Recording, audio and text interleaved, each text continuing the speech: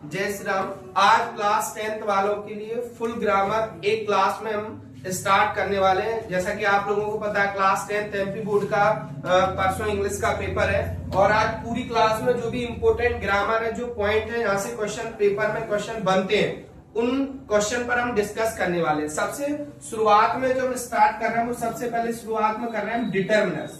ठीक है ना। डिटर्मिनर्स मिनिमम आप लोगों को 2 मार्क्स के, कम से कम 2 मार्क्स के आपको देखने को मिल जाएंगे। यहाँ से क्वेश्चन बनता है, हम सीधा वहां आते हैं। डिटर्मिनर्स में सबसे पहला पार्ट सबको पता आर्टिकल्स। आर्टिकल पता सबको है कि एक क्वेश्चन आर्टिकल्स का आना है, लेकिन फिर भी गलत हो जाता है। ऐसा लगता है सब लोग सोचते नहीं आर्टिकल्स तो हमें आते हैं। आर्टिकल्स में अगर हम बात करें ए और एन की, सबसे पहले बात करें ए एन। सिंपल कॉन्सेप्ट आपको ए और एन के लिए याद रखना है। अगर कॉन्सोनेंट साउंड है, कॉन्सोनेंट साउंड है तो हम ए का यूज करते हैं, और वोवल साउंड है तो हम काय का यूज करते हैं, एन का यूज करते हैं। लेकिन हमेशा ध्यान रखना, कभी भी प्लूरल और अनकाउंटेबल नाउन है, प्लूरल और अनकाउंटेबल नाउन है तो आप सब लोग याद रखना, ना तो कभी ए लगेगा ना ही एन लगेगा। अगर प्लूरल और अनकाउंटेबल दा के लिए रूल अप्लाई करते हैं, लेकिन ए और एन कभी भी याद रखना, अगर कॉन्सोनेंट साउंड है तो ए लगेगा, वोवेल साउंड है तो एन लगेगा। सबसे सिंपल, शॉर्ट में कई बार शॉर्ट में क्वेश्चन आ चुके हैं, लाइक दैट एमएलए, ठीक है, एमपी, एसडीएम, ऐसे कई बार शॉर्ट वर्ड में भी यही वाला रूल अप्लाई लगना। इन सब में एन है तो ज्यादातर बच्चे क्या करते हैं, शॉर्ट वर्ड देखा उन्होंने एन लगा दिया। नहीं, अभी हम लिखते हैं बी ए, शॉर्ट वर्ड है, यहाँ ए लगाना पड़ेगा क्योंकि इसका प्रोनाउंसिएशन बा से निकल रहा है। तो अगर प्रोनाउंसिएशन या साउंड कॉन्सोनेंट है, हिंदी में ध्यान रखना, हिंदी अल्फाबेट का, इंग्लिश में ध्यान नहीं रखना। अगर इंग्लिश का रखा तो गलत हो जाएगा।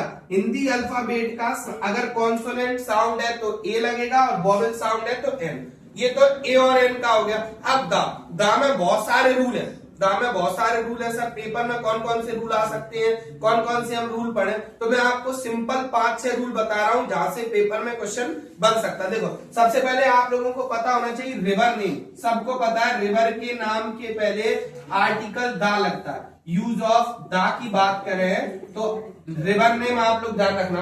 दूसरा पॉइंट आप लोग याद रखना, हिस्टोरिकल प्लेसेस। हिस्टोरिकल प्लेसेस वाला क्वेश्चन आपको मिल सकता है, like that Taj Mahal, red fort, है ना, इस तरीके का।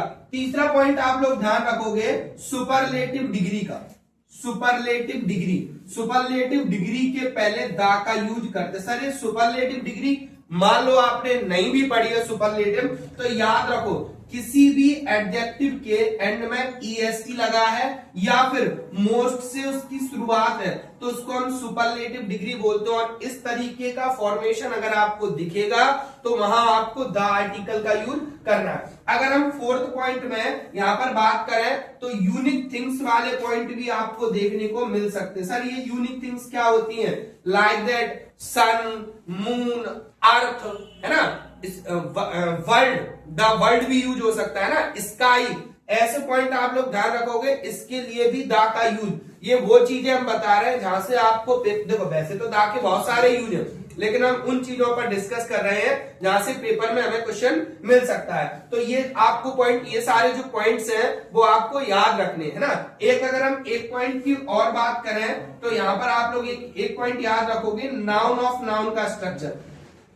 अगर किसी भी सेंटेंस का स्ट्रक्चर पहले नाउन है, फिर ऑफ है, फिर नाउन है, तो ये जो फर्स्ट नाउन है इसके पहले दा का यूज करेंगे, इसके पहले दा का यूज करेंगे। शाम को, आज शाम को, या हो सकता है कि कल शाम को। मैं आप लोगों को ग्रामर के मोस्ट 40 क्वेश्चन, मोस्ट 40 क्वेश्चंस, अब ये मोस्ट मैं क्यों कह रहा हूं, देखो हो सकता है ये जो मैं आपको 40 क्वेश्चन दूं, हो सकता है कि कुछ क्वेश्चन हो नहीं सकता, कंफर्म है कि 2-4 क्वेश्चन आपको इन 40 में सेम मिल जाएंगे पेपर में परसों देखने को, और कुछ ऐसे होंगे कि इन पर बेस्ड मिलेंगे। जैसे हमने कोई भी सेंटेंस लिख दिया, हमने लिख दिया कि राम इज डॉट एमएलए, और पेपर में राम की जगह लिख के आ गया श्याम इज एमएलए, तो एक ही चीज है ये, तो इस टाइप के भी मोस्ट 40 क्वेश्चन है, या तो आपको कल आज शाम को मिल सकते हो, और अगर आज शाम को नहीं मिले तो कल पक्का आपको वो क्वेश्चन सारे उनकी वीडियो आपको मिल जाएगी। तो हमें आर्टिकल में इतना सारा याद रखना,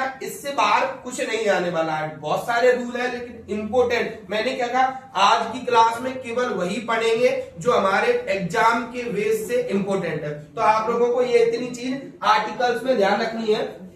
अगर हम आर्टिकल के बाद नेक्स्ट पॉइंट की बात करें इसी में, तो यूजेस है, आपको पता है डिटर्मिनर्स में यूजेस है, डिटर्मिनर्स में सारे यूजेस हैं। अब वो कौन कौन से यूजेस हैं हम देख लेते हैं। जैसे आपको पता है सबसे फेमस यूज है सम और एनी, कई बार एग्जाम में पूछा जा चुका है। सम और एनी का जो यूज है वो कई बार एग्जाम में पूछा जा चुका है। अगर हम लास्ट ईयर के पेपर की बात करें तो लास्ट ईयर भी अगर आप लोग देखोगे सम और एनी में से तो मैनी मच का क्वेश्चन आया होगा, है ना। मैनी और मच मतलब डिटर्मिनर्स में एक क्वेश्चन आर्टिकल का और एक क्वेश्चन इन यूजेस का। इन यूजेस में सम एनी, मच मैनी, है ना, इनका सबसे ज्यादा यूज है। मैं आप लोगों को बता सकता हूं 99% में ये कह सकता हूं कि आपको परसों एग्जाम में इन दोनों में से यूज मिल सकते। मतलब ये पूरे जो चार है, दो पेयर है, एक पेयर ही है, एक पेयर ही है। अब सबसे पहले आपको पता है सम का जो यूज करते हैं वो इन अफर्मेटिव सेंटेंस में करते हैं। एनी का जो यूज करते हैं वो इन निगेटिव और इंटेरोगेटिव सेंटेंस, है ना। यहां हम क्या का यूज करते हैं, एनी का यूज करते हैं। अगर हम यहां पर बात करें दूसरे पॉइंट की तो इन इंटेरोगेटिव, एनी का यूज इंटेरोगेटिव में भी हो जाता है। कब हो जाता है इसमें, रिक्वेस्ट हो, ऑफर हो, या फिर क्या हो, ऑफर या फिर ऑर्डर हो। एक सेंटेंस सब लोग ध्यान रखना, will you give me dot dot money. इस टाइप की क्वेश्चन को कई बार एग्जाम में पूछा जा चुका है। इस टाइप का क्वेश्चन सब लोग याद रखना। कभी भी सेंटेंस में आपको लगे कि किसी से कुछ मांग रहे हैं और इंटेरोगेटिव है, ऑप्शन में सम और एनी है, तो आप ध्यान रखना वो आंसर सम ही होगा, एनी नहीं होगा। एनी नॉर्मल इंटेरोगेटिव में लगता है। अगर हम यहाँ एनी में दूसरे रूल की बात करें, आप लोग ध्यान रखना, मैं बिल्कुल चुनिंदा वर्ड बता रहा हूं, हार्डली, वेयरली, नेवर। वैसे तो बहुत है, इफ है, वेदर है, ठीक है ना, इफ है, वेदर है, स्कियरली है, ठीक है ना, बहुत सारे वर्ड है ऐसे। लेकिन हमें जो एग्जाम में जो क्वेश्चन मिल सकते हैं वो हार्डली, वेयरली, नेवर, इन पॉइंट्स का बिल्कुल यूज हो सकता है, आप लोग ध्यान रखेंगे। तो अब यहाँ मच और मैनी बहुत सिंपल है। मच मैनी इसका यूज करते हैं अनकाउंटेबल नाउन से पहले। मच का जो यूज करते हैं वो अनकाउंटेबल नाउन से पहले करते हैं, और मैनी का जो यूज करते हैं वो काउंटेबल नाउन से पहले करते हैं। मच का जो यूज करते हैं वो अनकाउंटेबल नाउन से पहले करते हैं, और जो मैनी का यूज करते हैं वो काउंटेबल नाउन से पहले। मैं प्रायोरिटी अगर मुझसे कोई पूछे सर डिटर्मिनर्स की यूज में सबसे ज्यादा चांस किसको लग रहा है, तो मैं सबसे ज्यादा प्रायोरिटी इन चारों को दूंगा। इन चारों से आपको कोई ना कोई हो सकता है कि पेपर में इन्हीं चारों से आपको क्वेश्चन देखने को मिल जाए। लेकिन इसके अलावा भी, क्या इनके अलावा नहीं आ सकते, बिल्कुल आ सकते हैं। अब कौन कौन से आ सकते हैं उन पर भी हम डिस्कस करते हैं। देखो सबसे पहले आप लोग ध्यान रखेंगे इनके बाद ईच और एवरी। ईच और एवरी, ईच एवरी में ध्यान रखना number of person, number of place, number of things. अगर आपको लग रहा है डेफिनेट है तो ईच लगा देना, और अगर इंडेफिनिट है तो क्या लगा देंगे हम, एवरी लगा देंगे। मतलब हमें किसी सेंटेंस में मान लो पर्सन दिए गए हैं, इस मैंने क्या कहा, जितने भी हमारे टॉपिक पढ़ रहे हैं ना, सारे टॉपिक के 40 क्वेश्चन मार्क मैं आपको कल प्रोवाइड करवा दूंगा। 40 क्वेश्चन, और उन 40 क्वेश्चन को याद कर लेना, पढ़ लेना, जो भी कर सकते हो। उसकी आंसर शीट भी आपको मिल जाएगी, ऐसा नहीं है, आंसर शीट भी मैं क्वेश्चन के बाद आंसर शीट भी दूंगा। लेकिन सबसे पहले उन क्वेश्चन को, जितने भी आज जो चीजें हम पढ़ रहे हैं उन्हीं से रिलेटेड होंगे जो एग्जाम में आने वाले होंगे। तो ईच का यूज कब करते हैं, डेफिनेट के लिए, और एवरी का यूज कब करते हैं, इनडेफिनेट के लिए। अब इसी में अगर हम आगे बात करें तो फ्यू, फैमिली और लिटिल, फ्यू और लिटिल, ठीक है। ए फ्यू, फ्यू में क्या आता है, ए फ्यू और द फ्यू, ठीक है। यहां बात करें ए लिटिल और द लिटिल, अब हम सीधी से आपको यहां बता दें कि पेपर में इनसे क्वेश्चन किस टाइप का बन सकता है। तो हम आपको बता दें कि जो फ्यू फैमिली है वो काउंटेबल नाउन के पहले यूज की जाती है। जो फ्यू फैमिली है वो काउंटेबल के, और लिटिल फैमिली है वो अनकाउंटेबल के पहले यूज करी जाती है। तो सबसे पहले अगर कभी भी फ्यू और लिटिल का आपको, जैसे देखो आप लोग देखोगे जो लास्ट ईयर एक क्वेश्चन आया हुआ है आपके एग्जाम में, लास्ट ईयर का मैं एक क्वेश्चन लिख रहा हूं। क्वेश्चन आया the servant didn't make tea. अब यहां देखिए, यहां आप लोग अगर ऑप्शन देखोगे तो मैनी, मच और ए लिटिल ऑप्शन दिया।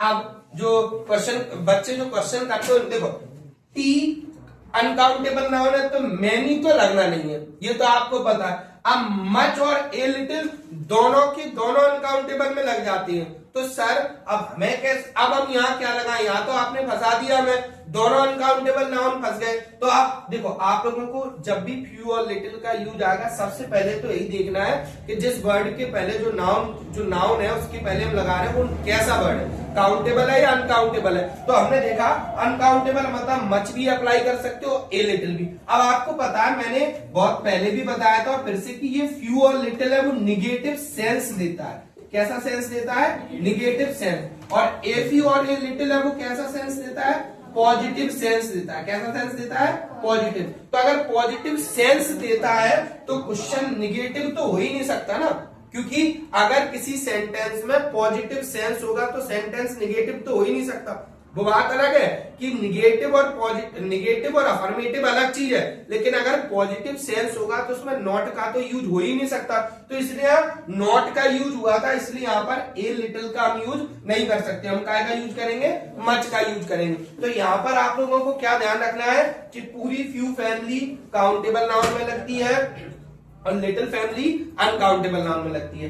अगर किसी सेंटेंस का सेंस नेगेटिव निकल रहा है तो फ्यू और लिटिल दोनों लगते हैं। काउंटेबल होगा तो फ्यू लग जाएगा, अनकाउंटेबल होगा तो लिटिल लग जाएगा। अगर किसी सेंटेंस का सेंस पॉजिटिव निकलता है तो ए फ्यू और ए लिटिल दोनों, काउंटेबल के लिए ए फ्यू, अनकाउंटेबल के लिए ए लिटिल। ऐसे ही दा फ्यू दा लिटिल में बहुत सिंपल तरीका है, रिलेटिव क्लॉज की तरह कॉम्प्लेक्स सेंटेंस दिखे, दो सेंटेंसों का मिक्सअप दिखे, दा फ्यू दा लिटिल। अभी तक दा फ्यू दा लिटिल का क्वेश्चन पेपर में पिछले 4-5 सालों में देखने को नहीं मिला है, लेकिन मैं फिर भी बता दे रहा हूं कि कॉम्प्लेक्स सेंटेंस की फॉर्मेशन में मिले। कॉम्प्लेक्स सेंटेंस मतलब क्या? दो सेंटेंसों का अगर मिक्सअप है तो ध्यान रखना दा फ्यू और दा लिटिल का यूज किया जाएगा। तो अब इसके बाद हम आगे बढ़ते हैं। ये पूरे डिटर्मिनर्स हमारे जो थे वो पूरे हो गए। स्टेप बाय स्टेप सारे टॉपिक हम कवर करने वाले हैं, जो सिंपल टॉपिक, और जिनसे जितने भी मैं टॉपिक आज बता रहा हूं परसों आप सब देखोगे कि इनसे हर एक टॉपिक से आपको क्वेश्चन देखने को मिलेगा। अगला टॉपिक है टेंस। टेंस से tense, verb, active, passive, voice सब एक ही साथ में आपको बताता हूं। टेंस, पैसिव, क्योंकि ये सारे एक दूसरे से जुड़े हुए हैं, और वर्ब। ये 3 टॉपिक से कम 3 से लेकर 4 नंबर तक क्वेश्चन आपको देखने को मिल सकते हैं।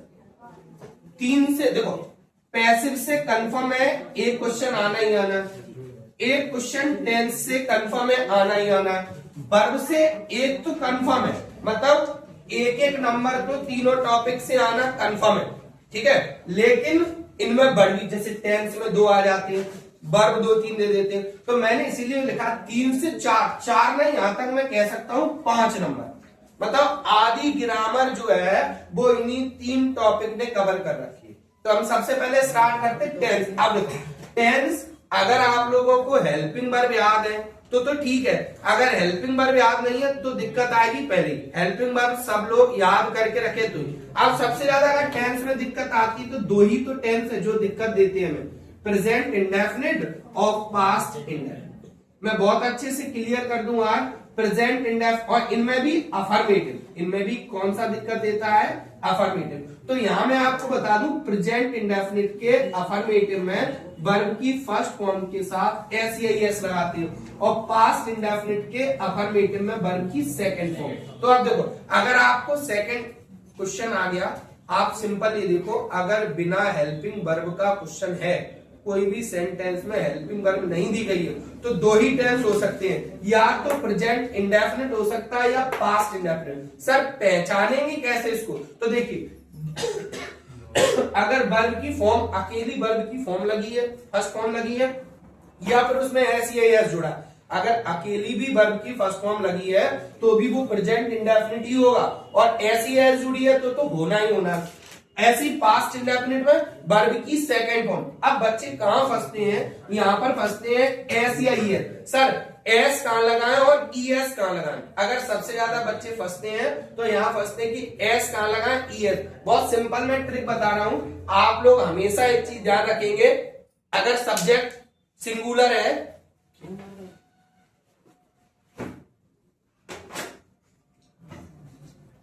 अगर सेंटेंस का जो सब्जेक्ट है वो सिंगुलर है, जो सब्जेक्ट है हमारा वो अगर सिंगुलर है तो एस या ई एस दोनों अप्लाई करेंगे। अगर सब्जेक्ट है, सिंगुलर सब्जेक्ट है तो एस या एस दोनों। सर दोनों कैसे अप्लाई करेंगे? तो मैं आप लोगों को बता देता हूं। ये जो वर्ब है ना, ये वर्ब, इस वर्ब का अगर लास्ट वर्ड, अगर इस वर्ब का लास्ट वर्ड वॉवेल्स है, वॉवेल है, या फिर C H, S H, double S, X या बाई, अगर ये वर्ड है तो हम लोग लगाएंगे ई एस। क्या लगाएंगे? E S. और इनके अलावा कुछ भी चला है तो क्या लगा देंगे? एस। फिर से सुनो, अगर वर्ब का लास्ट, पहली कंडीशन सब्जेक्ट सिंगुलर होना चाहिए। सब्जेक्ट कैसा होना चाहिए? सिंगुलर। सर अगर सब्जेक्ट प्लूरल है तो ना तो एस लगेगा ना ही ई एस लगेगा, ध्यान रखना, ना एस लगेगा ना ई एस लगेगा। अगर सब्जेक्ट सिंगुलर है तो ही एस ई एस लगेगा। एस ई एस कब लगेगा? अगर लास्ट में वर्ब के एंड में vowel C H, S S, double S, X, बाई है तो ई एस लगेगा, और इनके अलावा कुछ भी है तो एस लग जाएगा। अब ये, और यहां पर पास्ट इंडेफिनिट में सबसे अच्छी पहचान क्या है? Second form. अब ये तो दो हो गए, इसके अलावा आप कोई भी एक फॉर्मूला याद रखना टेंस के लिए।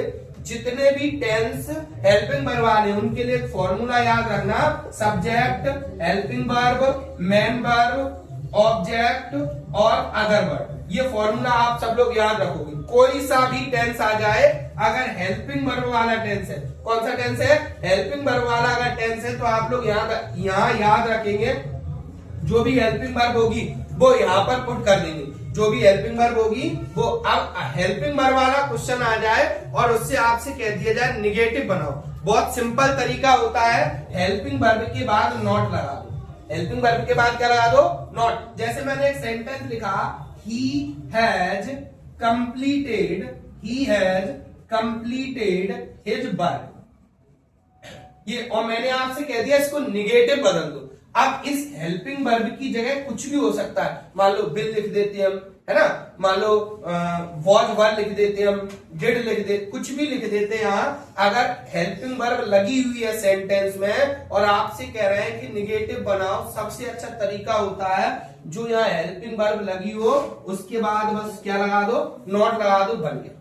अगर हेल्पिंग वर्ब वाला क्वेश्चन और हेल्पिंग वर्ब वाला नहीं है तो इस तरीके से ट्रीट करना है ना। तो आपको पहचानना है, प्रेजेंट इंडेफिनिट होगा तो डू डज के बाद नॉट लगाएंगे, पास्ट इंडेफिनिट होगा तो डिड के बाद नॉट लगाएंगे। अगर हेल्पिंग वर्ब है तो आपको निगेटिव बनाने को बोल रहे हैं तो सिंपल हेल्पिंग वर्ब के बाद नॉट, और इंटरोगेटिव बनाने के लिए बोल रहे हैं तो आप क्या करो, इसी जो भी हेल्पिंग वर्ब है उसको आगे लिख दो और लास्ट में लगा दो क्वेश्चन मार्क, लो इंटरोगेटिव बन गया हमारा। अगर हेल्पिंग वर्ब वाला है तो बेशक आपको हेल्पिंग वर्ब याद नहीं है, सर हमें हेल्पिंग वर्ब याद नहीं है। अब मान लो बाय द वे क्वेश्चन आ जाए हेल्पिंग वर्ब वाला, या कोई भी हेल्पिंग वर्ब आ जाए और आपसे कह रहे हैं निगेटिव, फिर भी बच्चे सोच में पड़ जाते हैं हम क्या करें। कुछ मत करो, हेल्पिंग वर्ब के बाद नॉट लगा दो, आंसर बन गया। और इंटरोगेटिव है तो हेल्पिंग वर्ब आगे लिख दो और लास्ट में क्या लगा दो? क्वेश्चन मार्क लगा दो। अब ये तो हो गए सिंपल वाले। अब मान लो डबल इंटरोगेटिव आ जाए। अब डबल इंटरोगेटिव में देखो क्या हो रहा है, डबल इंटरोगेटिव में थोड़ा सा अलग देने लगे। डबल इंटरोगेटिव में क्या है, यूज बताने लगे। जैसे उन्होंने वेयर का यूज पूछ दिया, वाई का यूज पूछ दिया, वेन का यूज। सबसे ज्यादा अपने में चांस वेयर के, किसके चांस है? वेयर के। तो वेयर जब भी आएगा आपको टाइम, जगह, प्लेस बताने के लिए आएगा, तो आपको क्या करना पड़ेगा, पेपर में जो भी क्वेश्चन में प्लेस दिया गया होगा उसको हटाना पड़ेगा। कैसे? देखिए मैंने लिखा सी इज गोइंग टू आगरा। अब मैंने आपसे कह दिया कि इसको वेयर का यूज करो, तो जब इसका आंसर बनाएंगे तो वेयर इज सी गोइंग, और लास्ट में क्या होगा, क्वेश्चन मार्क। ये आगरा क्यों हट गया, क्योंकि भैया उन्होंने तो प्लेस हमसे पूछा ना, वह कहां जा रही है, तो इसके लिए हमें हटाना पड़ेगा टू इसी के साथ चला गया, क्योंकि आपको पता प्लेस के लिए यूज करते हैं। तो वेयर इज सी गोइंग, और लास्ट में क्या आ जाएगा, क्वेश्चन मार्क। मान लो वाई पूछ देते तो रीजन पूछ रहे थे, तो रीजन वाला वर्ड हटाना। अच्छा सोचो, अगर इस क्वेश्चन में वाई पूछ देते हमसे, इस क्वेश्चन में वाई पूछ देते तो हमें कुछ नहीं हटाना पड़ता, हम सीधा क्या करते, why is she going to Agra, है ना। जरूरी नहीं है कि हर बार कुछ ना कुछ हटाना पड़े, क्वेश्चन को पढ़ के तब पता चलेगा। तो टेंस में जिस टाइप के मैंने जिस तरीके से बताया, इससे बाहर कुछ भी नहीं जाने वाला। एक क्वेश्चन है, ध्यान रखना सब लोग, he did his work, he do his work, he do his work, she do his work, इस टाइप का क्वेश्चन लगभग हर साल एक आ रहा है। तो आप लोग ध्यान रखना, अगर अकेला डिड लगा है ना, अकेला डिड लगा है, तो आप समझ जाना वो पास्ट इंडेफिनिट का अफर्मेटिव है, या अकेला डू लगा है, या अकेला डज लगा है, मतलब इनके साथ या तो इंटरोगेटिव ना हो या नॉट ना लगा हो, तो आप समझ जाना कि ये प्रेजेंट इंडेफिनिट का, अगर डू डज लगा है तो प्रेजेंट इंडेफिनिट के अफर्मेटिव को रिप्रेजेंट कर रहे हैं, और डिड लगा है तो पास्ट इंडेफिनिट के अफर्मेटिव को रिप्रेजेंट। अगर नॉट लगा होगा तो अपने आप आगे वर्ब की फॉर्म आ जाएगी। अब इसी के हम इससे जुड़ा टेंस में, अगर हम इससे जुड़े बात करें वर्ब की, तब कैसे बताते वर्ब, तो वर्ब कैसे लगाते, वर्ब में भी वही है। अगर आपको हमने आपसे बोल दिया, हमने आपको कोई भी हमने क्वेश्चन दे दिया कि सी डिड नॉट फुटबॉल, ऐसे क्वेश्चन बोल दिया। अब हमने आपसे ऑप्शन में लिख दिया प्ले, प्लेस और प्ले, ठीक है, ये हमने 3 ऑप्शन लिख दिए। अगर आपको हेल्पिंग वर्ब नहीं पता है तो आप आंसर कर ही नहीं पाओगे, क्योंकि आपको पता है डिड नॉट लगा है, मतलब डिड नॉट मतलब पास्ट इंडेफिनिट, और पास्ट इंडेफिनिट में वर्ब की कौन सी फॉर्म लगती है, फर्स्ट फॉर्म लगती है, तो इसके अकॉर्डिंग आंसर क्या हो जाएगा, प्ले। अब देखो वर्ब की फॉर्म को थोड़ी सी ट्रिक से भी अपन समझते हैं। वर्ब की फॉर्म तो हम आपको बता सकते हैं, लेकिन हेल्पिंग वर्ब याद कराने की कोई ट्रिक नहीं है, वो तो आपको करनी पड़ेगी। कैसे, देखो सबसे पहले हम बात करें तो 3 इंडेफिनिट होते हैं हमारे पास, प्रेजेंट का, पास्ट का और फ्यूचर का। तीनों इंडेफिनिट में वर्ब की फर्स्ट फॉर्म लगती है, एक्सेप्शन क्या है, पास्ट इंडेफिनिट का अफर्मेटिव, अभी मैंने बताया था। पास्ट इंडेफिनिट के अफर्मेटिव में वर्ब की सेकंड फॉर्म लगती है, और तीनों के तीनों जो इंडेफिनिट होते हैं उसमें वर्ब की फर्स्ट फॉर्म लगती है। कंटिन्यूअस, अगर हम कंटिन्यूअस की बात करें तो 3 तुम्हारे मेन कंटिन्यूअस होते हैं और 3 तुम्हारे परफेक्ट कंटिन्यूअस होते हैं, टोटल हो गए 6। तो ध्यान रखो इन परफेक्ट 6 परफेक्ट कंटिन्यूअस में वर्ब की फर्स्ट फॉर्म के साथ आईएनजी लगाते हैं।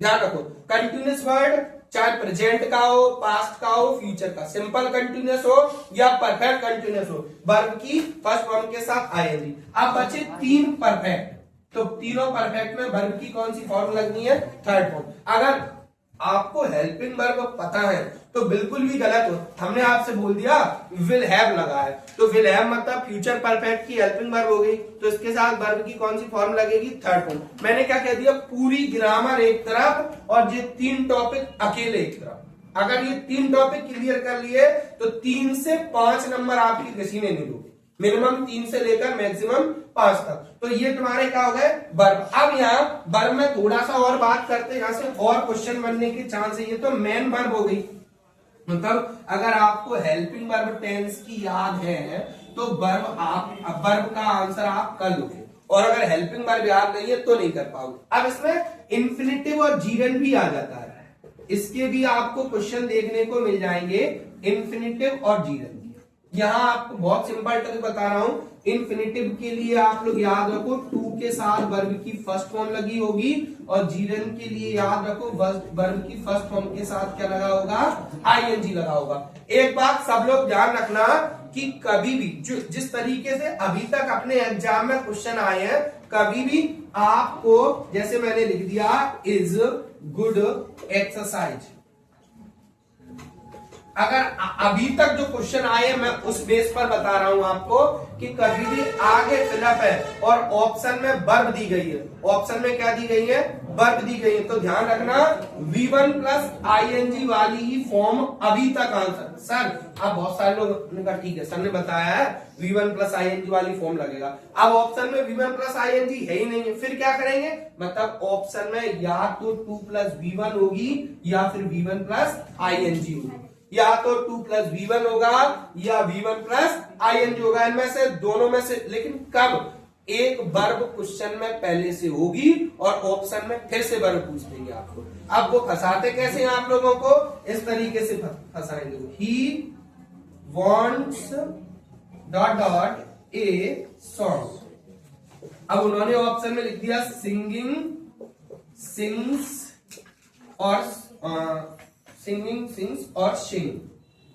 ऐसे लिख दिया।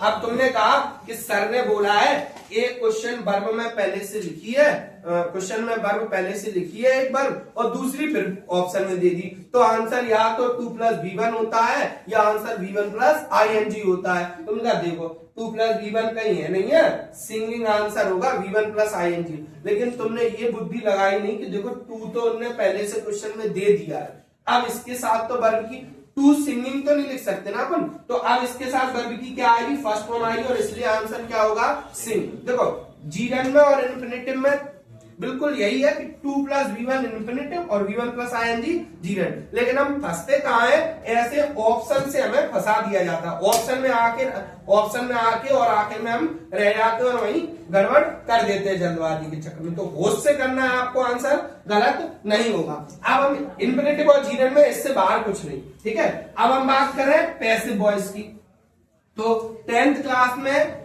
पिछले 4-5 सालों से बिल्कुल सिंपल पैसिव आ रहा है, तो आपको सिंपल सा एक फॉर्मूला याद रखना है, पहले भी बताया है, helping verb third form Y plus subject plus, बहुत सिंपल पैसिव, बहुत सिंपल आता है, जिन्हें पूरे पढ़े हैं, अगर आपको डिटेल से पढ़ने हैं तो वीडियो पढ़ी है, आप लोग जाके देख सकते हो वहां पूरी फुल। यहाँ आपको केवल इतना ध्यान रखना है, केवल एक चीज ध्यान रखना है, हेल्पिंग वर्ब, और कुछ भी नहीं बदलने वाला। मतलब आपको पता है जो क्वेश्चन का सब्जेक्ट होता है वो ऑब्जेक्ट बन जाता है, ऑब्जेक्ट होता है वो सब्जेक्ट, हेल्पिंग वर्ब में फिर आके अटकते हैं। अगर आपको टेंस की हेल्पिंग वर्ब याद है तो ठीक है, नहीं यहाँ आके फिर फंस गए आप, और फंसना है, हम इसके लिए कुछ कर ही नहीं सकते।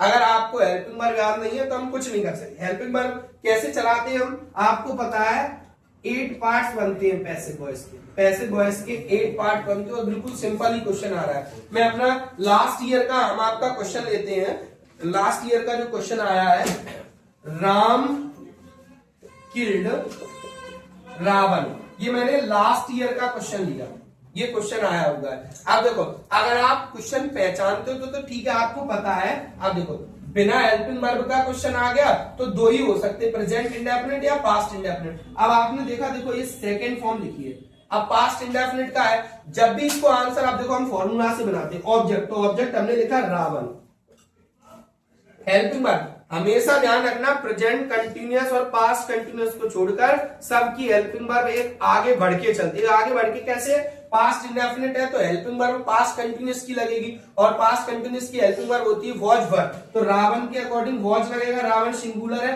वर्ब की थर्ड फॉर्म, किल का third, second form third form same होता है, तो यहाँ क्या हो गया, किल्ड, ठीक है। फिर क्या लिखा हुआ है, वाई, और राम इधर जाएगा तो नाम है तो सेम का राम का राम, ये रहने वाला, अदर वर्ड नहीं है, छोड़ दो। ये लास्ट ईयर का क्वेश्चन है, बहुत सिंपल। अगर हम इससे पहले और उठाएं, इसके पहले का और एक साल का हम क्वेश्चन ले, 2024 का अगर हम क्वेश्चन देखें तो देखो, हाँ बहुत अच्छा क्वेश्चन है, 12th में भी इस तरीका आया होगा, ही नोज मी।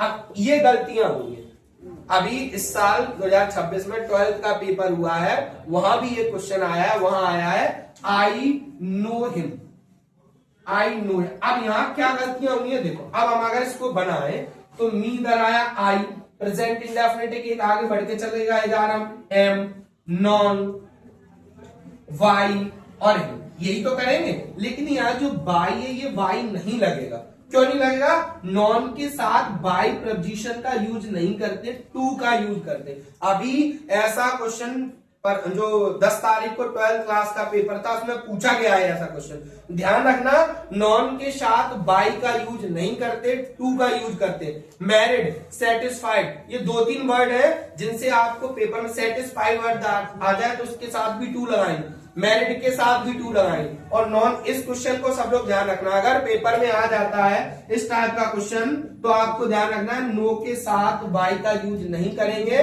टू का यूज करेंगे। तो ये पैसे, अगर आपको ये हेल्पिंग वर्ब पता है तो पैसे एकदम क्लियर हो जाएंगे, अगर नहीं पता है तो आप डेफिनेटली आपको परेशान होना है। हेल्पिंग वर्ब, पहले आपको हेल्पिंग वर्ब आना चाहिए तभी आप कर पाओ। अब देखो ये, इसके बाद हम जो अगला पार्ट देख रहे हैं, यहां से बिल्कुल अपने एग्जाम में क्वेश्चन बनने के बिल्कुल पूरे चांस हैं।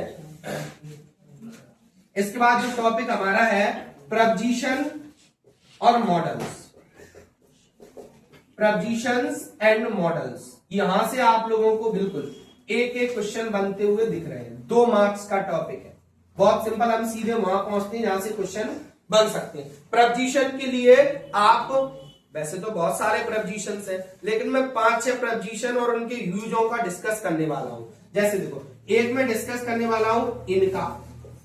इनका आप लोग ध्यान रखोगे, एक तो मैं के सेंस में, अगर मैं का सेंस निकल रहा है तो वहां पर हम काय का यूज करते हैं, इनका। वैसे इनका यूज क्या है, जब कोई पर्सन या थिंग किसी दूसरी पर्सन या थिंग के अंदर डेफिनेट कंडीशन में होता है तो हम मैं का यूज करते हैं। दूसरा आपको पता है कंट्री नेम, कंट्री का, स्टेट का, ठीक है ना, और मेगा सिटीज का नाम है तो हम काय का यूज करते हैं, इनका यूज। मेगा सिटीज मैंने पहले भी बताई है, डिटेल्स में वीडियो पढ़ा है। मेगा सिटीज क्या होती है जो अभी तक पेपर में पूछी गई है, दिल्ली है, मुंबई है, इंदौर है, भोपाल है, आगरा है, इनके पहले इनका यूज करेंगे।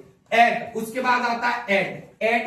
एट में हम सबसे पहले देखें कोई निश्चित जगह की बात कर रहे हो, डेफिनेट प्लेस की बात कर रहे हो, जहां पर वहां पर डेफिनेट प्लेस की बात कर रहे हो और पर का सेंस निकले। पर का सेंस, पहले मैं एक एक पॉइंट क्लियर कर रहा हूं। पर का सेंस कैसे, जैसे देखो मैंने कोई भी वर्ड यूज कर दिया कि मैं टेबल पर खड़ा हूं, मैं टेबल पर खड़ा हूं तो हम इस तरीके, I stand on the table. लेकिन मैं दुकान पर हूं तो भैया दुकान के ऊपर थोड़ी, वहां एक डेफिनेट प्लेस है लेकिन सेंस काय का निकलेगा, पर का सेंस निकले लेकिन कोई भी व्यक्ति उस चीज के ऊपर ना हो तो ध्यान रखेंगे डेफिनेट प्लेस पर हो, एट का यूज करते। दूसरा विलेज के नाम हो, ठीक है, विलेज का नाम हो, स्मॉल सिटीज हो तो हम काय का यूज करते हैं, एट का यूज करते हैं। अब ध्यान रखना, एक ही सेंटेंस हो और उसमें 2 जगह के नाम आ जाए। बहुत सिंपल तरीका है, पहले छोटी जगह होगी फिर बड़ी, तो पहले एट लगाना और फिर क्या लगाना, इन लगाना। इसके बाद अगर हम बात करें आगे ऑन को आप याद रखोगे पर के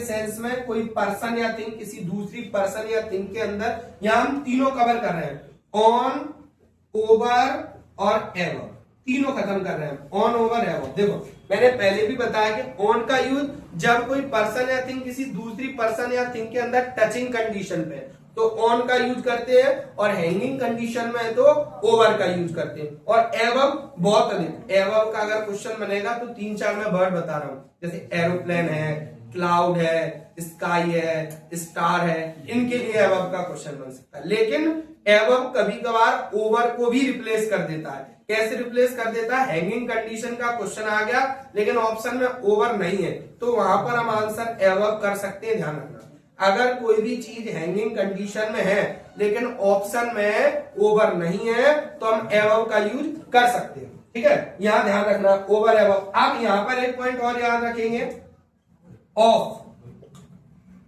यहां हम लिख दे रहे हैं हैंगिंग कंडीशन,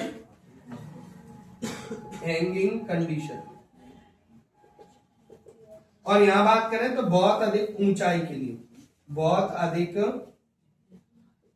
ऊंचाई के लिए, ठीक है। अब हम बात कर रहे हैं ऑफ, जिससे कई बार पेपर में क्वेश्चन बन चुका है। सबसे पहले ऑफ का आपको पता है डिजीज नेम, बीमारियों के नाम के पहले बीमारी के नाम का क्वेश्चन कई बार आ चुका है। अगर हम बात करें लास्ट ईयर आपके पेपर के क्वेश्चन की, जो लास्ट ईयर आया है वो सिंस और फॉर का क्वेश्चन आया है, जो और बिटवीन और अमंग दोनों क्वेश्चन आए, काफी समय बाद इस टाइप के देखे गए, उन पर भी अपन डिस्कस करते हैं। इस साल ध्यान रखो, ऑफ का यूज पेपर में आपको देखने को मिल सकता है। डिजीज नेम, बीमारी के नाम कोई भी होंगे तो वहां ऑफ का यूज करेंगे, लेकिन यहां से गलत कैसे करवाते हैं। सफरिंग वर्ड सुना होगा, सफरिंग वर्ड जैसे हमारे दिमाग में आता है, एक वर्ड हमारे दिमाग में तुरंत आ जाता है फ्रॉम, और सही भी है। सफरिंग फ्रॉम, यहां कोई भी डिजीज का नाम हो, कोई भी डिजीज का नाम यहां होगा, सफरिंग वर्ड है तो फ्रॉम ही लगेगा।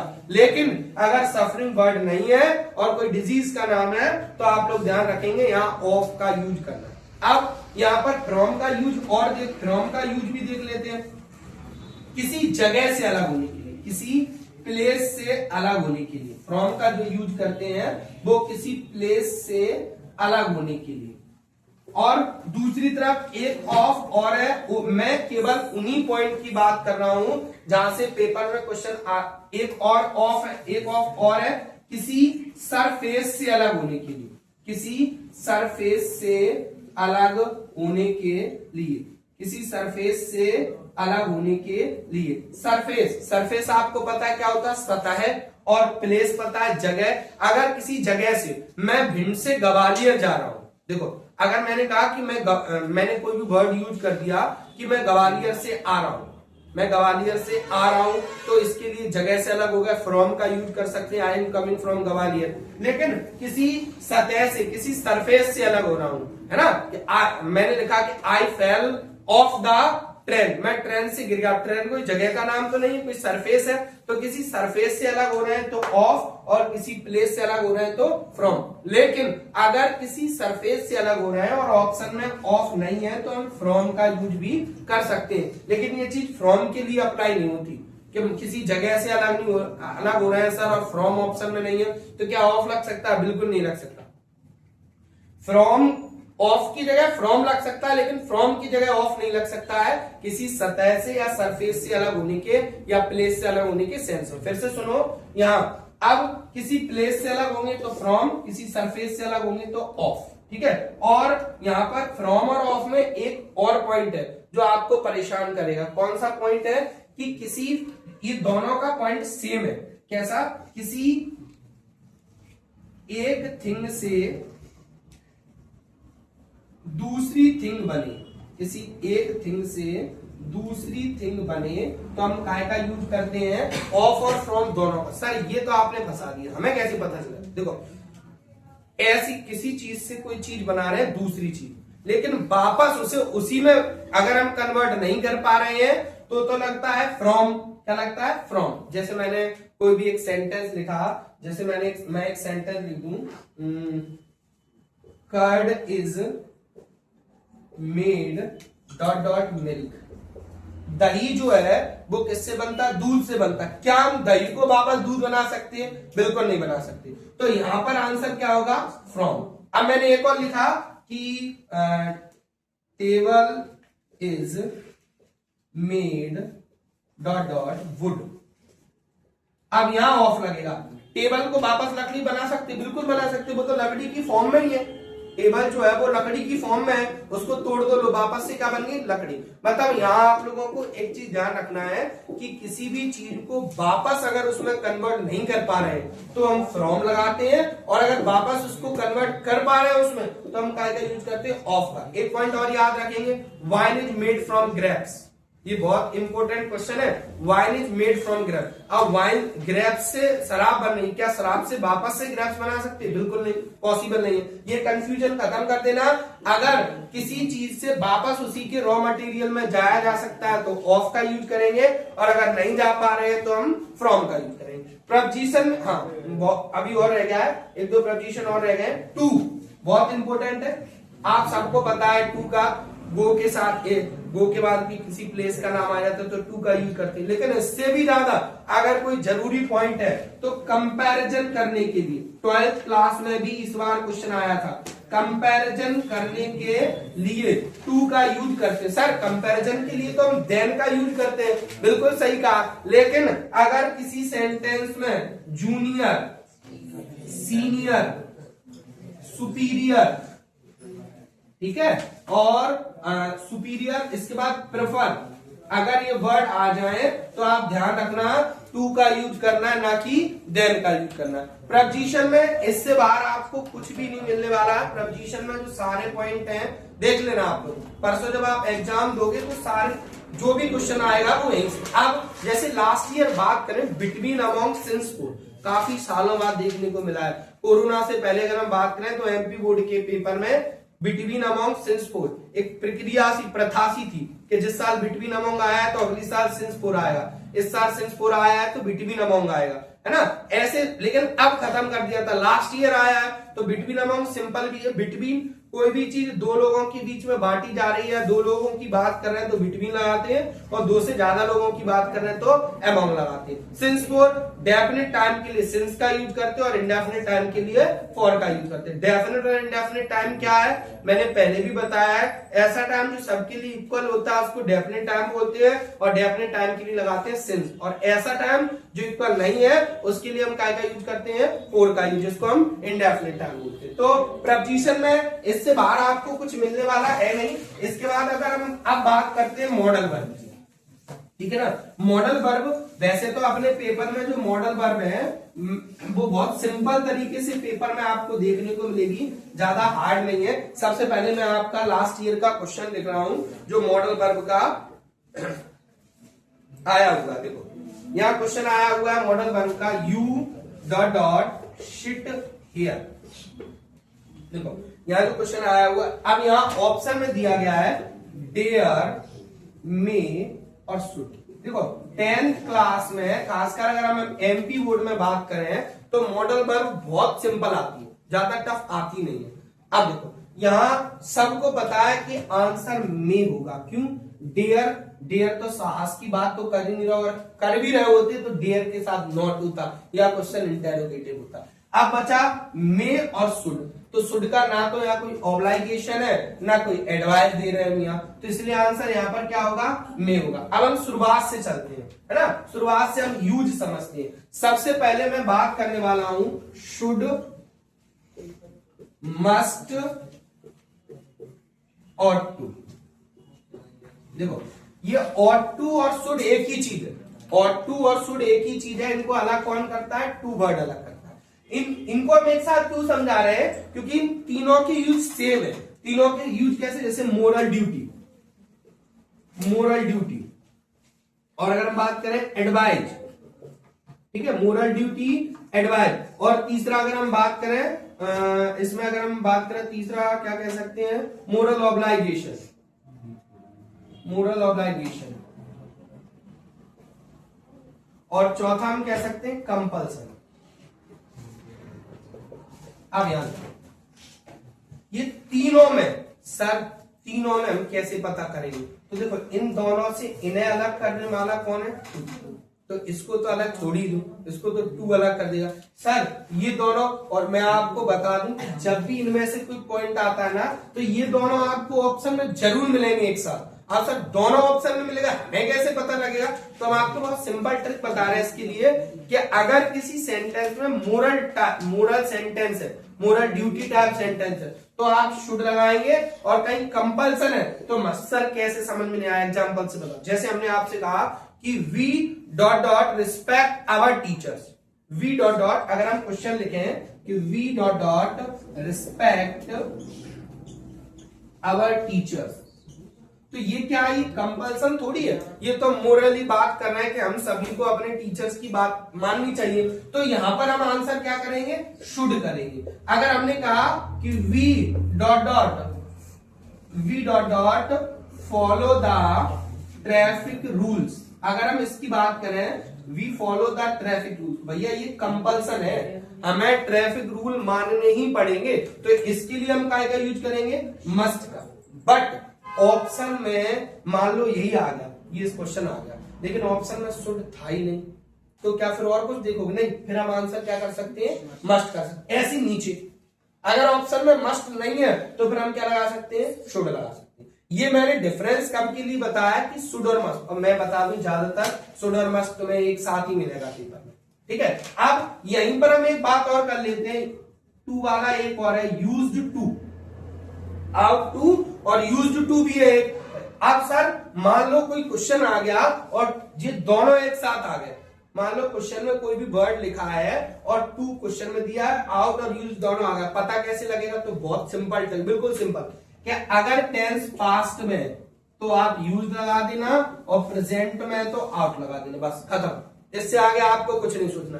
टेंस पास्ट में तो यूज लगा देना, प्रेजेंट में तो आउट लगा देना, आंसर हमारा खत्म हो जाएगा। अब इसी के बाद अगर हम आगे बात करें इसी में फटाफट से, नीड और बात करें कैन, कुड, मे और विल। कैन में क्या ध्यान रखना है? एबिलिटी, परमिशन और पॉसिबिलिटी। अगर प्रेजेंट में टेंस है तो कैन लगेगा, पास्ट में तो कुड लगेगा। ऐसी मे में परमिशन मे में भी आती है, पॉसिबिलिटी मे में भी आती है। सर हमें कैसे पता चलेगा कि कब मे लगना है, कब माइट लगना है? तो हम कब कैन लगना है, कब मे लगना है? तो देखो यहाँ की जो परमिशन होती है वो होती है कंपल्सरी, और यहाँ की जो परमिशन होती है वो फॉर्मल परमिशन। अभी मैंने आपको क्वेश्चन बताया था, you dot dot shit here, मान लो ऑप्शन में कैन भी होता है मे भी होता, तो क्या लगाते? फिर मे ही लगाते, क्योंकि फॉर्मल परमिशन। अगर किसी से हम फॉर्मेलिटी पूरी कर रहे हैं तो मे लगाते हो, लेकिन कंपलसरी परमिशन है तो कैन लगाते हैं, आपको ध्यान रखना। पॉसिबिलिटी सेम कॉन्सेप्ट पॉसिबिलिटी में काम करने वाला है। कैसे सेम कॉन्सेप्ट पॉसिबिलिटी में काम करने वाला है, मैं आप लोगों को बता दूं। अगर प्रॉपर सब्जेक्ट नहीं है, अगर प्रॉपर सब्जेक्ट नहीं है और किसी सेंटेंस में पॉसिबिलिटी की बात कर रहे हैं तो आंसर होगा आपका कैन, और अगर प्रॉपर सब्जेक्ट है और पॉसिबिलिटी की बात कर रहे हैं तो आंसर होगा मे। तो आंसर क्या होगा? मे। अब आपको पता कैसे करेंगे इस चीज के लिए? प्रॉपर सब्जेक्ट क्या होता है? Like that anybody, somebody, everybody, no one, someone, anyone, ये सारे क्या होते हैं? प्रॉपर सब्जेक्ट नहीं होते। तो अगर जैसे मैंने कहा anybody dot dot make mistakes, कोई भी गलतियां कर सकता है तो कैन लगेगा, लेकिन हमने यही कहा कि ही डॉट डॉट मेक मिस्टेक, वह गलतियां कर सकता है तो मे लगेगा। लेकिन ये कब का डिफरेंस बता रहे हैं? जब चीजें एक साथ ऑप्शन में हो तब। अगर चीजें ऑप्शन में नहीं है, अगर अलग अलग है ऑप्शन में है, कैन या मे एक ही चीज है, तो फिर हम कैन या मे का ही यूज करेंगे। ठीक है, अब यहां बात करते हैं कुड का। सेम कॉन्सेप्ट है। कुड में आप लोग एक चीज ध्यान रखेंगे, ऑफर या फिर रिक्वेस्ट, ऑफर या फिर रिक्वेस्ट आपको देखने को मिले तो कुड का यूज हम कर सकते हैं, ध्यान रखना। ठीक है, इसका ऐसी माइट में मे का यूज क्या होता है? माइट। यहाँ मे में और माइट में एक पॉइंट याद रखेंगे, सो दैट। सो दैट के बाद अगर वर्ब की फर्स्ट फॉर्म है तो आंसर मे होगा, और सो दैट के बाद वर्ब की सेकंड फॉर्म है तो आंसर माइट होगा। ठीक है, तो मॉडल वर्ब में इससे ज्यादा कुछ नहीं आएगा, बहुत सिंपल सिंपल क्वेश्चन आते हैं। अगर हम 2024 के क्वेश्चन की बात करें, 2024 में जो मॉडल का क्वेश्चन आया हुआ है, ये आया, your father is seriously ill, you dot dot go home. तुम्हारे पिताजी बहुत ज्यादा बीमार है तो तुम्हें घर जाना चाहिए। अब समझना, यहाँ ऑप्शन में शुड, मस्ट, हाउ टू तीनों आ गए। तुम्हारे पिताजी बहुत ज्यादा बीमार है तो तुम्हें घर जाना चाहिए, तो ये मोरल ऑब्लिगेशन तो होगा नहीं, ये कंफर्मेशन है, कंपल्सन है कि भैया पापा बीमार है तो हमें घर जाना ही पड़ेगा, तो कंपल्सन है, इसलिए आंसर या मस्ट होगा, ना कि शुड या आउट होगा। ठीक है, चलिए अब हम अगले टॉपिक की ओर जाते हैं जहां से क्वेश्चन बनते। जितने भी टॉपिक मैं आप लोगों को बता रहा हूं उनसे सारे हर एक टॉपिक से आपको क्वेश्चन पेपर में परसों देखने को मिलेगा। और जो फिर से मैं बता देता हूं, 40 क्वेश्चन आपको या तो आज शाम, और आज शाम नहीं तो कल को आपको 40 क्वेश्चन मिल जाएंगे। वो 40 पढ़ जाना। जिन्होंने पूरी साल ग्रामर भी नहीं पढ़ी वो भी अगर वो 40 क्वेश्चन पढ़ लेंगे तो कम से कम नहीं तो आप लोगों के 7 से 8 नंबर 10 में से बन जाएंगे। देखिए अब हम बात करते हैं, अगला जो टॉपिक है वो कंजक्शन की बात करते हैं। हम कंजक्शन की बात करते हैं। कंजक्शन में आपको 2-3 पॉइंट याद रखो बस, और खत्म किए। सबसे पहले आप याद रखो सो डॉट डॉट दैट, हर साल आ रहा है अपने पेपर में। सो दैट के साथ हम याद रखेंगे to dot dot to. So that 3 तरीके से पेपर में आपको मिल सकता है। एक तो वेरी, सो का यूज करते हैं वेरी की जगह पर, और फुल स्टॉप की जगह पर हम क्या लगाते हैं? दैट। मान लो सर किसी सेंटेंस में वेरी नहीं हो तो हम क्या करेंगे? तो हमेशा ध्यान रखो ये जो बीच में फिलअप रहता है ना, इस फिलअप में आपको एडजेक्टिव कोई या एडवर्ब मिलने वाली है, या तो कोई एडजेक्टिव हो कोई एडवर्ब। वेरी है भी नहीं ना तो भी उस एडजेक्टिव एडवर्ब के पहले सो और फुल स्टॉप की जगह पर दैट। अब मान लो टू डॉट डॉट टू का आ जाए यहां सब बच्चे परेशान रहते हैं। कई बार मैंने क्वेश्चन बताया है कि he is too poor to pay fees, बहुत इंपॉर्टेंट क्वेश्चन है इसलिए मैं बार बार बताता हूं उसी क्वेश्चन को। He is too poor to pay fees, बहुत सिंपल है। ही इज, ये जो टू है इसकी जगह पर आप लगा दो शो, पुअर का पुअर। अब बहुत सारे बच्चे क्या करते हैं, इस टू की जगह पर सो लगाया और इस टू की जगह पर दैट हो गया, गलत। कैसे करेंगे, इस टू की जगह पे आप लगाओ दैट, जो आगे सब्जेक्ट है यहां पर उसी को यहां लिख दो ही। नाम है तो प्रोनाउन में चेंज कर देना। अब अगर यहां टेंस प्रेजेंट है तो कैन नॉट लगा दो, और अगर पास्ट है तो कुड नॉट लगा दो। सर ये नॉट कहां से आ गया, नॉट सेंस के अकॉर्डिंग। भैया वो गरीब है तो वो फीस नहीं भर सकता। हाँ मान लो अभी इस पुअर की जगह पर रिच लिख देते तो फिर नॉट नहीं आता। करने के बाद आंसर को चेक करना है आपको कि सेंस सही निकल रहा है या गलत। कंफर्म क्वेश्चन है 1 नंबर का, सो दैट से कंफर्म क्वेश्चन आने वाला है, ध्यान रखना सभी लोग, सो दैट का क्वेश्चन, ठीक है। अब इसके बाद अगर हम बात करें सो दैट के बाद और टू डॉट डॉट टू के बाद अगर हम बात करें तो आता है इफ और अनलेस। डिटेल्स वीडियो भी इसकी पढ़ी हुई, अगर किसी को डिटेल से पढ़नी है तो आप लोगों को देखने को मिल जाएगी, वहां से आप देख सकते हैं। इफ और अनलेस क्या होता है, इफ और अनलेस देखो, अनलेस से अगर इफ बनाना है तो एक कंडीशन है, लेकिन इफ से अनलेस बनाना है तो 2 कंडीशन है। अब दोनों को देखिए, अगर दो कौन सी सेंटेंस, अगर इफ के साथ सेंटेंस निगेटिव है और इफ के साथ सेंटेंस अफर्मेटिव, इफ के साथ सेंटेंस निगेटिव और इफ के साथ सेंटेंस कैसा है, अफर्मेटिव है, तो अगर अनलेस में बदलना है तुम क्या करेंगे, सिंपल, आपको क्या करना है, इफ की जगह पर लगाना है अनलेस, सेंटेंस को बनाना है अफर्मेटिव, इफ की जगह पर लगाना है अनलेस, सेंटेंस को बनाना है अफर्मेटिव, और सेकेंड सेंटेंस को आपको सेम टू सेम लिख देना, कुछ नहीं करना। हमने क्या करा, इफ के साथ अगर सेंटेंस निगेटिव है तो इफ की जगह पे अनलेस लगाया, सेंटेंस को अफर्मेटिव किया, सेकेंड सेंटेंस जैसा वैसा, ऐसे ही यहां जाओ। अगर इफ के साथ सेंटेंस अफर्मेटिव है तो हम क्या करेंगे, तो आप क्या करोगे, इफ की जगह पर लगाओगे अनलेस, सेंटेंस अफर्मेटिव का अफर्मेटिव, सेकेंड सेंटेंस को उल्टा कर दो, सेकेंड सेंटेंस को अपोजिट कर दो। सर ये अपोजिट वाला कॉन्सेप्ट हमें समझ में नहीं आया। अपोजिट का मतलब है कि अगर सेकेंड सेंटेंस अफर्मेटिव है तो उसे निगेटिव कर दो, और निगेटिव है तो उसको कैसा कर दो, अफर्मेटिव। इसको कह रहे हैं उल्टा करने। अगर निगेटिव है तो अफर्मेटिव, अफर्मेटिव है तो निगेटिव कर दो। सिंपल तरीका और आपका आंसर बन जाएगा, ठीक है ना। अब इसके बाद अगर हम बात करें अनलेस की, अब अनलेस, अगर अनलेस से हमें इफ बनाना है तो आपको क्या करना है, अनलेस की जगह पर हमने इफ लगाया और इसी के साथ वाले सेंटेंस को निगेटिव कर दो और सेकेंड सेंटेंस को सेम कर दो। कुछ लोग कहेंगे सर हम एक काम करें तो आगे वाले को हम बदले ही नहीं, अफर्मेटिव बने रहने दें, सेकेंड को निगेटिव कर दें। बिल्कुल बना सकते हो, वो भी आंसर सही होगा, लेकिन प्रायोरिटी हम इसी को देंगे। इफ और अनलेस फिलअप में भी आ जाता है, ध्यान रखना। और इफ और अनलेस का भी क्वेश्चन कंफर्म है करने, लास्ट ईयर नहीं आया, लास्ट ईयर अदरवाइज का आया है। अभी हम इन पर भी डिस्कस कर रहे हैं, 2-3 पॉइंट और रह गए। आप लोग ध्यान रखना, इफ और अनलेस इस साल कंफर्म है कि पेपर में आए। इफ और अनलेस को करने के बाद क्वेश्चन का सेंस जरूर निकाल लेना कि क्वेश्चन क्या कह रहा है। क्वेश्चन का सेंस निकाल लोगे और सेंस बन जाएगा आंसर। अब अदरवाइज और या अदरवाइज एक के लिए, अन्यथा वर्ड के लिए, सिंपल था। बिकॉज पूछा जा सकता है क्योंकि सेंस पर काम करेगा ये। बट पूछा जा सकता है, बट लेकिन काम करेगा इसकी, है ना। अगर और डिटेल से जाए तो टिल और अंटिल पूछ सकते हो। टिल और अंटिल सेंस होता है जब तक, सेंस पर ही बन जाएंगे। ये जो सारे हैं वो सेंस पर ही बन जाएंगे, आपको इसके लिए किसी रूल की आवश्यकता पड़ेगी, ठीक है। अब इसके बाद अगर हम बात करें आगे, देखो इसके बाद हम बात कर रहे हैं क्लॉज की। क्लॉज का क्वेश्चन और आपको देखने को, क्लॉज की 5 से 7 मिनट की वीडियो बहुत सिंपल डली हुई है, आप उसको देख। मैं केवल एक बात करूंगा, सीधे रिलेटिव क्लॉज, रिलेटिव क्लॉज की बात करूंगा।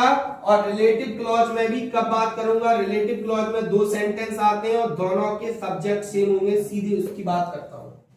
फिलअप में भी आ सकता है रिलेटिव क्लॉज। रिलेटिव क्लॉज में हम लोग ध्यान रखेंगे हु, whom, whose, which, ये 4 याद रखो बस तुम तो। which थिंग के लिए, किसके लिए यूज करते हैं? थिंग। ये तीनों पर्सन के लिए, ये तीनों किसके लिए यूज करेंगे? पर्सन के लिए। इसके बाद कभी भी आपको सब्जेक्ट मिलेगा नहीं, इसके बाद हमेशा आपको सब्जेक्ट मिलेगा, और ये यूज करते हैं पजेसिव केस में। हमें जब भी पेपर में क्वेश्चन मिलेगा सब्जेक्ट सी। मैं एक क्वेश्चन उठा रहा हूं आप लोगों का जो आपके एग्जाम पेपर में देखने को मिला है। 2024 का क्वेश्चन है, Lencho wrote a letter to God, wrote a letter to God, और Lencho was a farmer, Lencho was a farmer। ऐसे आपको 2 क्वेश्चन मिलेंगे। अब आपको दिख रहा है, देखो दोनों का सब्जेक्ट सेम है। अब मैंने क्या कहा, अगर आपको डिटेल से पढ़ना है तो आप इसकी रिलेटिव क्लॉज की मात्र 5 से 7 मिनट की वीडियो डली है, आप उसको देख सकते हो। यहाँ अगर सब्जेक्ट सेम है, अगर सब्जेक्ट सेम है तो हम क्या करते हैं, सिंपल जो भी सब्जेक्ट है उसे लिखो लेंचो। अब पर्सन है ना, और सब्जेक्ट सेम होगा, पर्सन है तो हु ही लगाना है, हुम लगेगा नहीं, और पजेसिव केस है तो हुज लग जाएगा। उसके बाद सेकंड सेंटेंस से सब्जेक्ट हटाओ, पूरा लिख दो, was a farmer। फिर फर्स्ट सेंटेंस से सब्जेक्ट हटाओ, पूरा लिख दो, सेम जैसा है, कुछ नहीं करना। wrote a letter to God। मैं आप लोगों को आज बता देना चाहता हूं 2 सेंटेंस, एक क्लॉज का और इफ अनलेस का। कंफर्म आपको परसों देखने को मिल रहा है क्वेश्चन, क्लॉज का, ये रिलेटिव क्लॉज का, और इफ अनलेस का परसों आपको कंफर्म है कि इनसे क्वेश्चन आपको परसों एग्जाम में मिल जाएगा, ठीक है ना। तो ये रिलेटिव, अगर हम इसमें थोड़ा सा और आगे बढ़े, 1-2 पॉइंट और रह गए हैं कि यहां से अपने क्वेश्चन अगर देखने को मिल जाए तो डिग्री से क्वेश्चन आपको और देखने को मिल सकते हैं। डिग्री के लिए आपको ध्यान रखना, रूल याद रखना है, और देखो पॉजिटिव से कॉम्परेटिव और अगर फिलअप में और सेंटेंस में दोनों कॉम्परेटिव में बदलते तो ER लगाते या मोर लगाते, सुपरलेटिव में बदलते तो EST या मोस्ट। फिलअप में भी देखने को मिल सकता, मैं वापस से कह रहा हूं। और क्वेश्चन अगर देखने को मिलेगा तो इस बेस का मिल जाएगा, he is as good as Ramesh. अब इस तरीके के, या तो अब इसको पॉजिटिव से, अगर जी पॉजिटिव है तो कॉम्परेटिव में, और कॉम्परेटिव होगा, इसको कैसे बनाना है, रमेश को आगे लिखना है पैसिव की तरह इज, और गुड का हो जाएगा बेटर, और कॉम्परेटिव डिग्री में देन लगता है, और ही यहां नॉट लग जाएगा सर, नॉट सेंस बनाने के लिए। अगर क्वेश्चन में नॉट नहीं है तो हम आंसर में नॉट लगा देंगे, और क्वेश्चन में नॉट है तो आंसर में हटा देंगे। अभी मैंने आपको जब दा पढ़ा रहे थे तो एक रूल भूल गया था मैं, जो बहुत इंपॉर्टेंट है, अब दिमाग में आया है मेरे। अभी हमने जो रिलेटिव क्लॉज का क्वेश्चन पढ़ा था ना, तो रिलेटिव क्लॉज की तरह कभी भी पेपर में क्वेश्चन आ जाए और उसमें आपसे आर्टिकल पूछ रहे हो तो ध्यान रखना वहां दा लगाना। क्या होता है, जैसे कई बार इस तरीके का क्वेश्चन देखने को मिला है कि boy who is wearing a red shirt is my cousin। तो ऐसी, अब बॉय सब लोग ए लगेगा सर, नहीं, ये रिलेटिव क्लॉज का फॉर्मेशन है, यहाँ पर दा लगेगा, ठीक है ना। ये पूरी जितनी भी ग्रामर थी यहाँ जहां से अपने पेपर में क्वेश्चन परसों बनने वाले हैं, मैंने पूरी कवर कर दी, ठीक है ना। आप इसको रिवीजन के तौर पर एक बार इसको पूरा देखिए, और जाते समय एग्जाम पर जाते समय जो जो टॉपिक में आपको दिक्कत हो वहां स्किप कर भी आप इसको देख सकते हो। और एक साथ मैंने क्या कहा, कल आपको पूरे 40 क्वेश्चन मैं ग्रामर के जो इंपोर्टेंट है वो मैं प्रोवाइड आप लोगों को करा दूंगा, है ना। अगर आप लोगों को ये वीडियो अच्छी लगी है तो इसको ज्यादा से ज्यादा बच्चों तक शेयर करिए, जिससे आप लोगों को पढ़ने के लिए और लोगों को